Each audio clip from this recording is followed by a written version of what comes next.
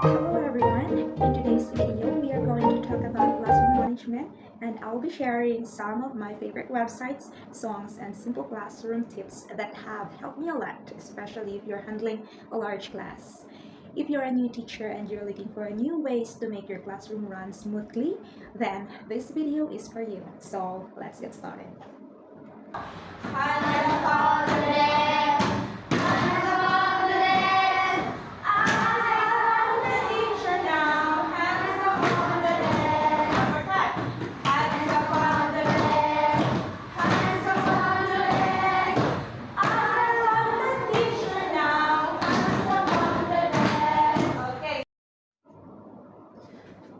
One of the best classroom management strategies that works for me is using songs.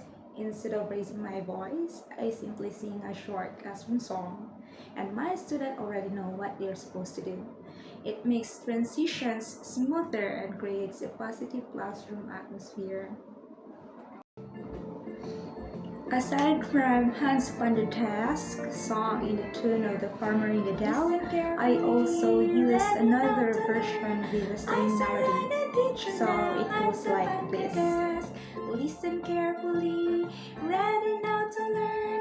Eyes are on attention now, hands up on the desk. Another classroom management song I love is a song to the tune Mary Had a Little Lamb. I use it to remind my students how to use their eyes, ears, mouth, and hands. With my ears I can hear, I can listen, I can listen. With my ears I can hear, I can listen.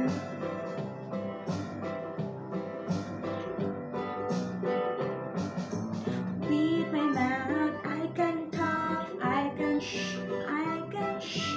With my mouth I can talk, I can shh, shh, shh.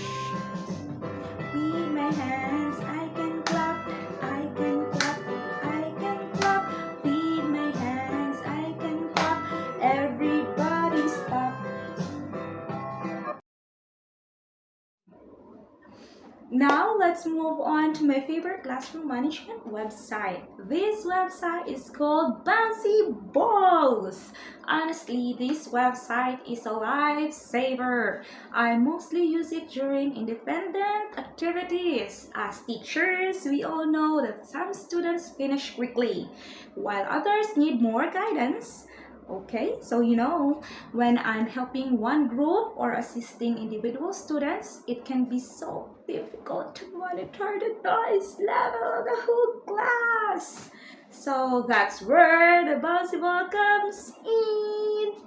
The bouncy ball on the screen bounces whenever the classroom gets too noisy. My students immediately notice and remind themselves to lower their voices, even though without me saying anything. It has become one of my favorite classroom management tools because it encourages my students to monitor their own noise level while I focus on helping those who need my assistance. Tip number 1. Get yourself a wireless presenter. This inexpensive wireless presenter is honestly one of the best classroom tools I've ever bought. Whenever I need to give instruction or quickly get my students' attention, I simply point with a laser like this. Boom, and then I caught their attention immediately instead of just walking back and forth. It saves a lot of time. Another feature I really love is that it connects wirelessly to my laptop. I'll just put this to the USB port in my laptop, and then I can change the slides while walking around the classroom or even while standing beside a student who needs a little reminder, to remind to stay focused in my class. It saves a lot of time and it keeps the lesson flowing so smoothly. Tip number 2. Never start until everyone is ready. Don't waste your energy. This is probably one of the most important habits I've developed. Never start your lesson if your students are still unprepared. Never ever. Before I say anything, I simply stand quietly in front of the classroom for about like 5 to 10 seconds without saying a word. My students already know that the class is about to begin. One by one, they stop talking. And then suddenly they will just return to their seats. Once every once everyone is paying attention, I just give simple instruction like I'll give you 10 seconds to put everything away. Okay? 1, 2, 3, 4. I will count 1 to 10 and that's it. So, yeah, once everything is kept, it means that they are ready. I never skip this routine because unnecessary items on their desk become distraction during the lesson.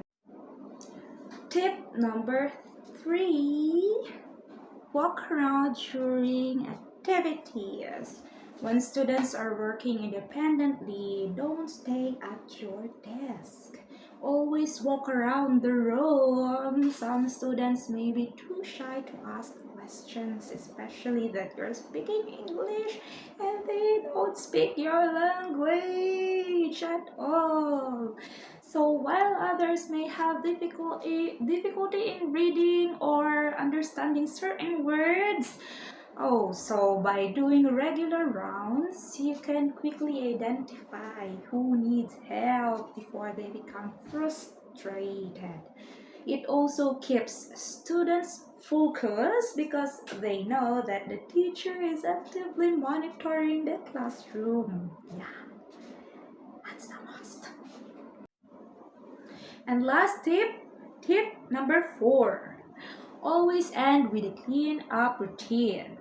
Before, I don't do this, but in the long run, after 4 years of teaching, I realized that this routine helps a lot, as in a lot. During the last 5 minutes of your class, always set aside time for clean up. I play clean up song, and as soon as my students hear it, they already know what to do. They pick up pieces of papers, pencils, notebooks, rulers, crayons, and anything left on the floor or on their desk. Before the class ends, the classroom is clean and organized. Not only that, this help the next teacher or their advisor, but it also teaches our students responsibility and the importance of taking care of the classroom and their belongings. As the saying goes, many hands make light work. And that's it for today's video. I hope these classroom management ideas, songs, websites, and simple teaching tips will make your classroom a little easier to manage. If you found this video helpful, don't forget to like, share, and subscribe for more teacher content. Thank you so much for watching. And to all my fellow teachers, fighting teachers, we've got this. See you in the next video. Bye!